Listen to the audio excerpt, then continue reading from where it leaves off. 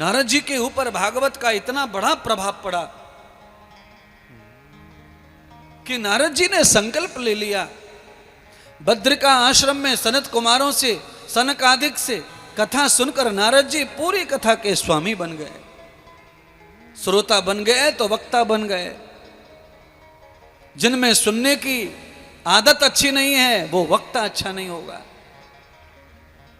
जो अच्छे कान से सुनते कथा वो अच्छे वक्ता भी बनते हैं। नारद जी ने कथा को अच्छी तरह सुना, श्रद्धा कथा के ऊपर पूरी तरह रखी, भागवत को अपना भगवान माना, भागवत के शब्दों को भगवान के नाम स्मरण माना। इसीलिए नारद जी को भागवत प्रसन्न हो गई।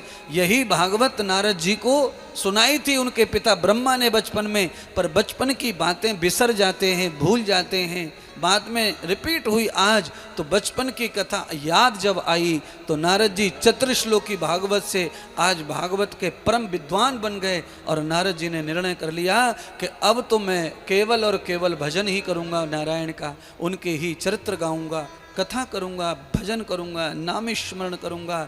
भक्ति ने आचार्य बना दिया नारद को अपना। नारद बीणा लेकर के श्रीमद् भागवत कथा जगह जगह सुनाने लगे। कोई यजमान बनता, कोई परीक्षित बनता ना, नारद जी ने तो ये धारण कर लिया था कि केवल हर पल हर श्वास कथा गानी है और जहां तक जाना है कथा गाते रहना है, गाते रहना है। और मैं आपको कहना चाहता हूं, अच्छा वक्ता बनने के लिए कम से कम 18 घंटे कथा कहनी चाहिए। जितना व्रत करते हैं 12 घंटे, सूर्य उदय से सूर्य अस्त पर्यंत जो व्यक्ति कथा अकेले गाता रहता है, बैठा बैठा कथा करता रहता है, चाहे कोई है नहीं है, इतना कोई कर लेगा 12 घंटे व्रत कथा का, वो इतना महान वक्ता होगा, वक्तव्य उसका इतना सुंदर हो जाएगा कि दुनिया उसकी कथा से हिलेगी नहीं, डुलेगी नहीं। आएंगे जरूर पर लोग कथा छोड़ के फिर नहीं जाएंगे। उनकी कथा में आकर्षण हो जाता है शब्दों में। 4 श्लोक पढ़ लिए, 2 किताब पढ़ ली और कथा शुरू कर दी।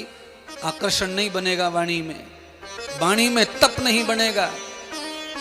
चाहे श्लोक 10 ही गाओ पूरी जिंदगी में, पर उसका आचरण मजबूत कर लो। व्रत करो कथा का, भागवत का व्रत करो। सुबह सूर्य उदय हो, नहा धोकर ध्यान भजन करके तिलक लगाकर बैठ जाओ, सूर्य अस्त पर्यंत भागवत का चर्चा करो। कोई नहीं सुन रहा तो किताब खोल खोल के खुद पढ़ाई करो, अच्छी तरह से बोलो, शब्द बोलो, समझाने का प्रयत्न करो। कोई न कोई तो मिल जाता है जो हमें सुनता है।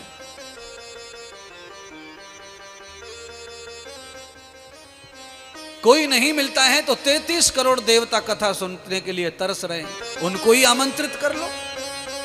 देवता अमृत दे रहे हैं, जीवन दे रहे हैं कथा सुनने के लिए, उन्हें कथा नसीब नहीं हो रही है, वो तड़फ रहे हैं। कोई न सुने तो देवताओं की स्थापना कर लो, उन्हें कथा सुनाओ, बहुत पुण्य प्राप्त होगा। वाणी देवताओं से मधुर होती है, राक्षसों का संग करने से वाणी दूषित होगी और देव संग करने से वाणी पवित्र होगी, रसमयी होगी, अमृतमयी होगी।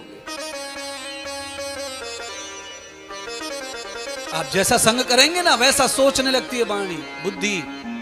आप जैसे लोगों की बात सुनेंगे बुद्धि वैसा सोचती है, फिर जैसा संग करेंगे वैसा बोलती है। फिर क्यों? क्योंकि बुद्धि का कोई धर्म नहीं है, मन का कोई धर्म नहीं है, संकल्प विकल्प उसका स्वभाव है। मन का, बुद्धि का स्वभाव है ज्ञान विज्ञान, स्मरण विस्मरण, याद रखना भूलना, भूलना याद करना, भूलना याद करना, ये बुद्धि का धर्म है। बुद्धि में सब कुछ याद नहीं रहता, बुद्धि तो कितना भूलती है, कितना भूलती है, कितना भूलती है। इसलिए बुद्धि के बल पर मत रहो, मन के बल पर मत रहो। मन को और बुद्धि को दोनों को स्वाभाविक रूप से स्मृति वाला, संकल्प वाला बना लो और लगे रहो आत्मबल से ध्यान करने, ब्रह्मचर्य आदि का तप करने के लिए। आपका शेडोल शब्द बनेगा, विचार शब्द अच्छा बनेगा और गोल मोल मीठी आवाज जब जाएगी तो इतना प्रहार करेगी कि लोगों के दिल पर लगते ही लोगों की यादी व्याधि रोग मुक्त हो जाएंगे, उनके दोष मिटने लगेंगे कथा से।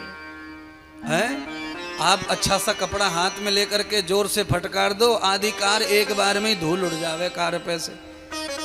और छोटा सा रूमाल लेकर के फुट फुट फुट फुट करते रहो, धूल उड़े ना जल्दी से। इसीलिए शब्द भी आपके पास शब्द इतने मधुर, इतने बलवान शब्द होने चाहिए कि लगे और दोष निकल जाए। चुटरू मुटरू शब्दों से दोष नहीं निकलेगा। सारे के सारे श्रोता अगर कथा को पूरी तरह समझते हैं और लगता है कि कथा बहुत बढ़िया सुनाई है, तो इस कथा को हमें दूसरों तक भी पहुंचाना चाहिए जो लोग यहाँ मौजूद नहीं हैं। आज क्या बढ़िया सुनाया, आज क्या कथा अच्छी हुई, क्या खराब हुआ, ये चर्चा आपस में भी करेंगे तो भी चलेगा। इधर की उधर की चर्चा से बेटर है कि ये 3 घंटे में जो सुना है इस पे शास्त्रार्थ करो, इस पे कुछ बोलो, इस पे सुनो। तो इससे क्या होगा, कथा रिपीट होगी और तुम्हारी समझ में मजबूती से कथा आएगी। और किसी की समझ में नहीं आई है कथा में से कोई चीज़, उसकी समझ में भी आएगी।